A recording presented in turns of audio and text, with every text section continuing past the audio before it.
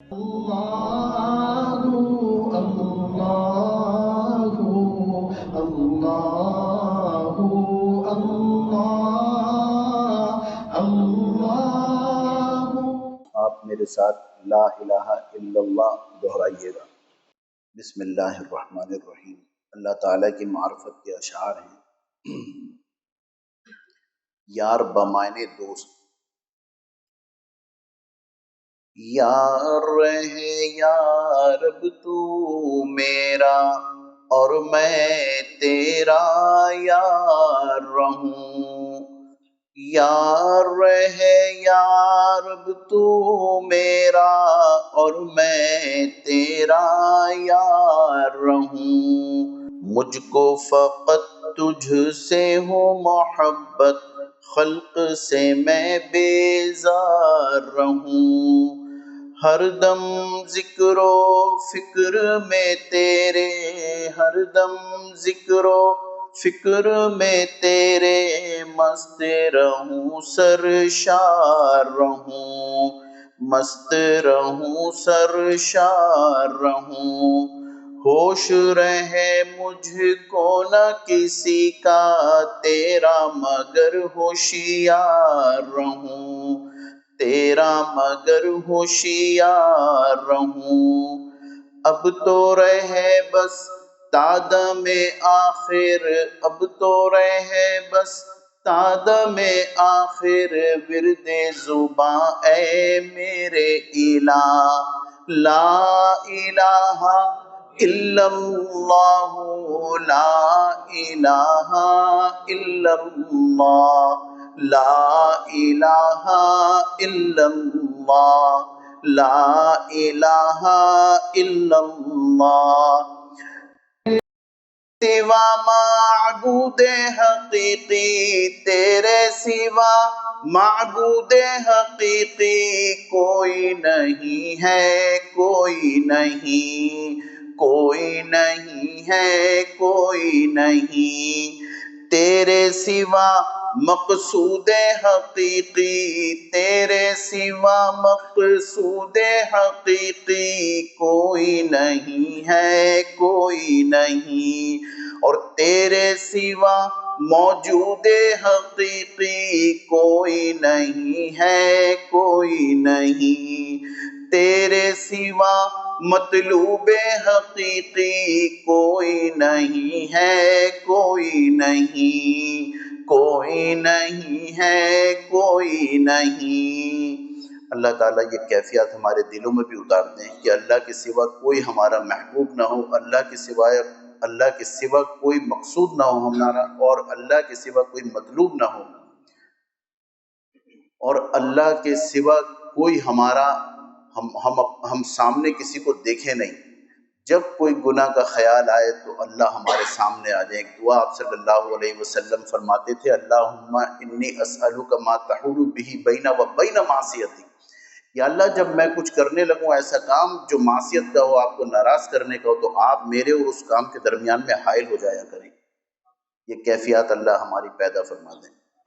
دونوں جہاں میں جو کچھ بھی ہے، دونوں جہاں میں جو کچھ بھی ہے، سب ہے تیرے زیر نگی، جنوں انس و حور و ملائک، عرش و کرسی چرخ و زمین، کون و مقام لائق سجدہ، کون و مقام لائق سجدہ تیرے سوا اے نور مبین، کوئی نہیں ہے، کوئی نہیں، کوئی نہیں ہے، کوئی نہیں، اب تو رہے بس تادم آخر ورد زباں اے میرے الہ، لا الہ الا اللہ، لا الہ الا اللہ، لا الہ الا اللہ، لا الہ الا اللہ، لا الہ الا اللہ، اور یہ اب دل کی گہرائیوں سے آمین بھی کہیے۔ یاد میں تیری سب کو بھولا دوں، یاد میں تیری سب کو بھولا دوں، کوئی نہ مجھ کو یاد رہے، کوئی نہ مجھ کو یاد رہے، تجھ پر سب گھر بار لوٹا دوں، تجھ پر سب گھر بار لوٹا دوں، خانہ دل آباد رہے، خانہ دل آباد رہے، سب خوشیوں کو آگ لگا دوں، سب خوشیوں کو آگ لگا دوں، غم سے تیرے دل شاد رہے، غم سے تیرے دل شاد رہے۔ یعنی ہر اس حرام خوشی جو اللہ کو ناراض کرنے والی ہو اس کو میں جلا دوں، آگ لگا دوں، مجھے اس کی فکر بھی نہ ہو۔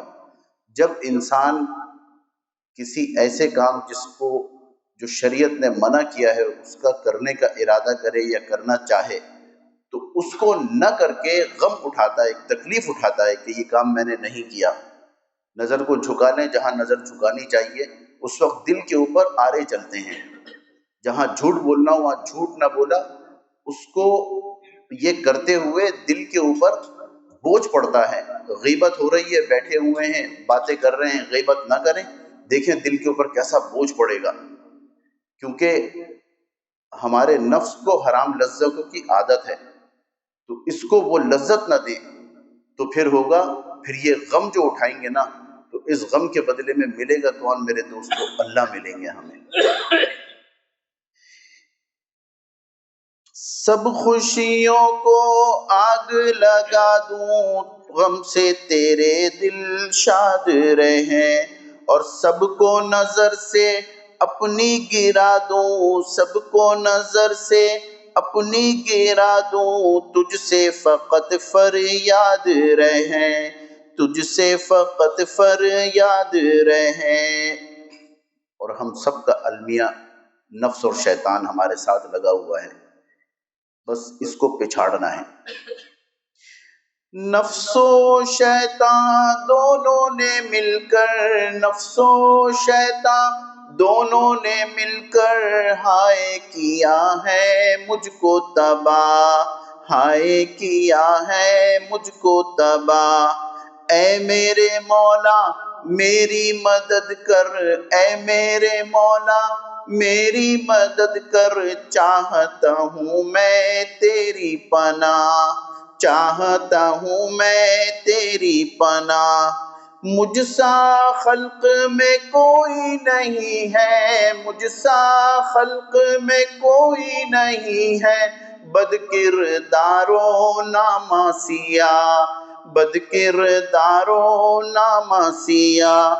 تو بھی مگر غفار ہے یا رب، تو بھی مگر غفار ہے یا رب، تو بھی مگر غفار ہے یا رب، بخش دے میرے سارے گناہ، بخش دے میرے سارے گناہ، بخش دے میرے سارے گناہ۔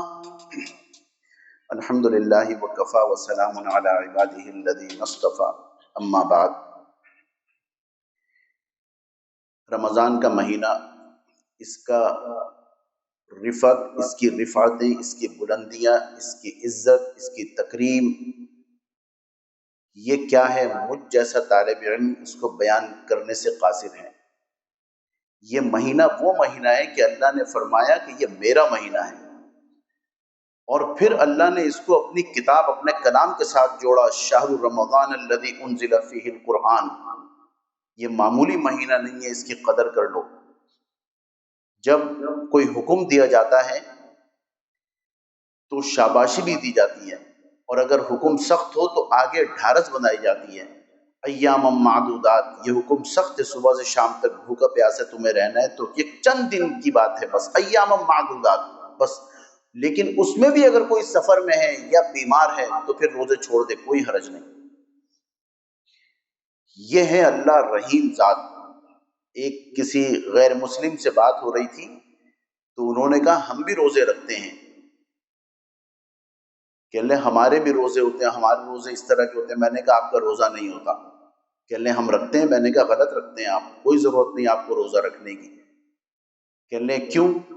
میں نے کہا وجہ اس کی یہ ہے کہ اللہ فرما رہے ہیں یا ایھا الذین آمنوا کتب علیکم الصیام، میرے بندو جو ایمان مجھ پر لے کے آئے ان پر میں نے فرض کیا ہے، غیر مسلم پر فرض نہیں کیا میں نے. تو میں نے کہا آپ کا بھوکا پیاسا رہنا بیکار ہے.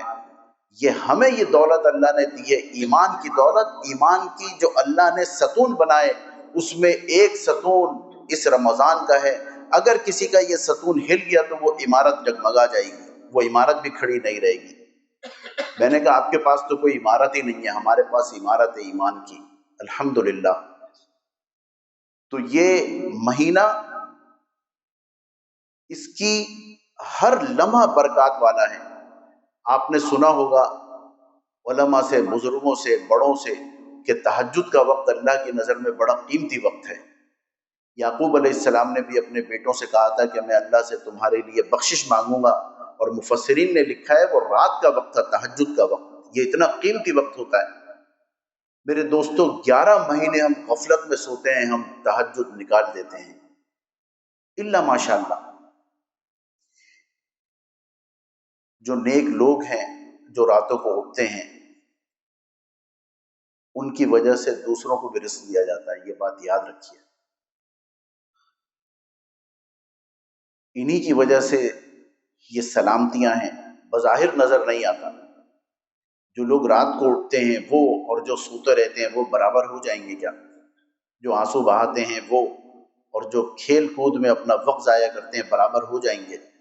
جو راتوں کو گانے دیکھتے ہیں، ٹک ٹاک دیکھتے ہیں، دیر تک انسٹاگرام پہ گفتگو کرتے رہتے ہیں، وہ اور ایک شخص جو اللہ کی یاد میں رات کو آنسو بہانے والا ہو وہ برابر ہو جائے گا؟ اللہ سے مناجات کرنے والا ہو برابر ہوگا؟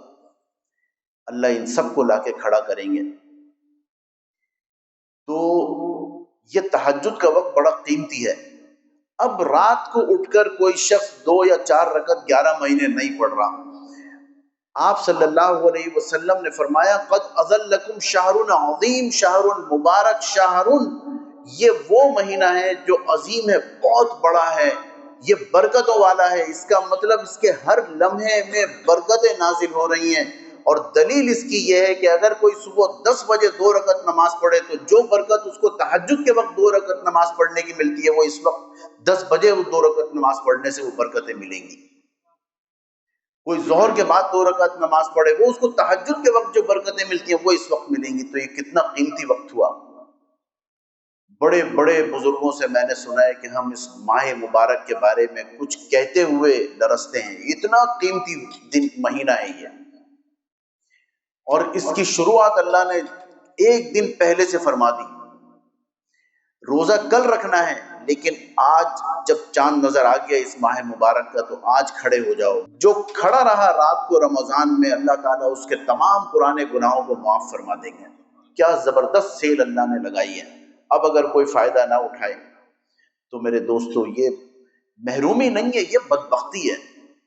محروم ہو جانا پھر چھوٹی چیز ہے، بدبختی ہے یہ.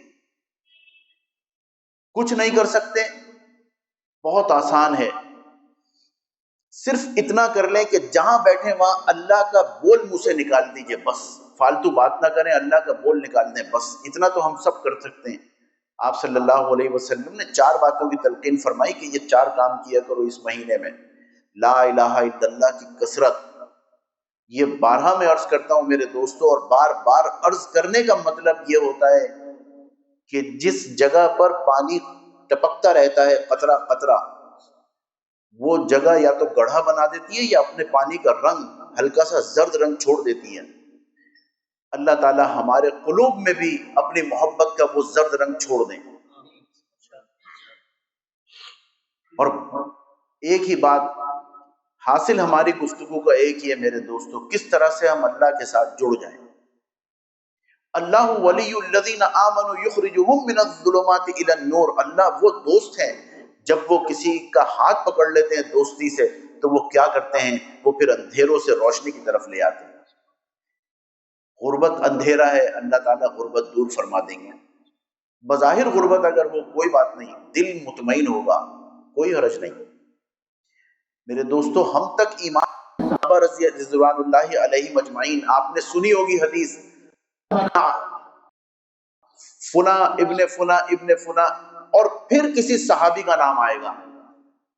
میں یہ نہیں کہہ سکتا کہ میں نے رسول اللہ صلی اللہ علیہ وسلم سے یہ بات سنی ہے. واسطہ بیچ میں اگر کوئی ہستی ہے تو وہ صحابہ اکرام کی ہستیاں ہیں. ہم اور آپ پرچہ دیتے ہیں، امتحان آتا ہے فزیکل کہ یہ امتحان ہے، اس کو یہ دینا ہے. ہمارا ممتحن جو ہے وہ ہمارا لکھے ہوئے کو پرکھ.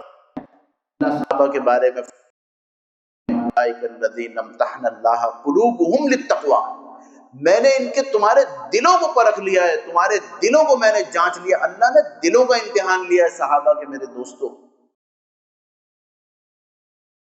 وہ اللہ صلی اللہ علیہ وسلم سے محبت تھی. اللہ تعالیٰ ان باتوں پر عمل کرنے والا بنائے اور ایسا مسلمان بنائے جیسا مسلمان اللہ تعالیٰ ہمیں دیکھنا چاہتے ہیں. وآخر دعوانا الحمدللہ رب العالمین. اللہ اللہ اللہ